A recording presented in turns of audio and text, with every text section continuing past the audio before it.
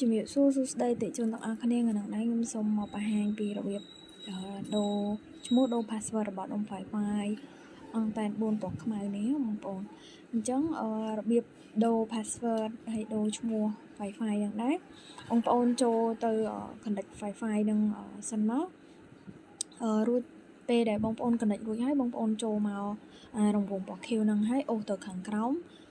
copy កន្លែងលេខ ID របស់វាហ្នឹងមករួចហើយចូលទៅ Safari ដើម្បីផាសវានឹងហើយចុចពាក្យ go ហ្នឹងមកវាលោតផ្ទាំងមួយនេះចំពោះ name answer ហ្នឹងអាហ្នឹងដាក់ admin ហើយ password ហ្នឹងវាយថា admin ដែរបងប្អូនហើយ sign in រួចហើយចាំវាបន្តិចវានឹងចេញបែបនេះហើយអញ្ចឹងបងប្អូនយកកន្លែង Wi-Fi 2.4G ហ្នឹងមក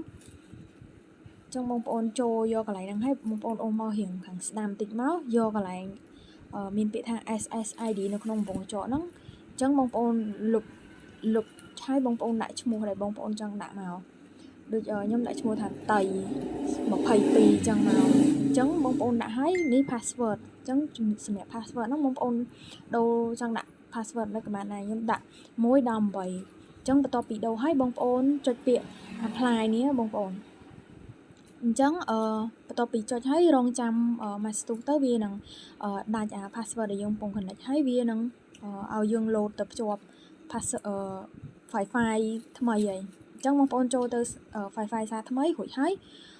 យើងអូសទៅមើលខាងក្រោមថាមាន load ឈ្មោះ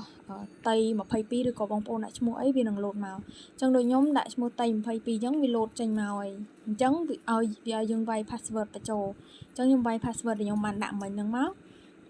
វានឹង load ភ្ជាប់ឲ្យនេះអញ្ចឹងគេអញ្ចឹងវា load ភ្ជាប់ឲ្យបងប្អូនអញ្ចឹងឲ្យបងប្អូនអរគុណច្រើនបងប្អូន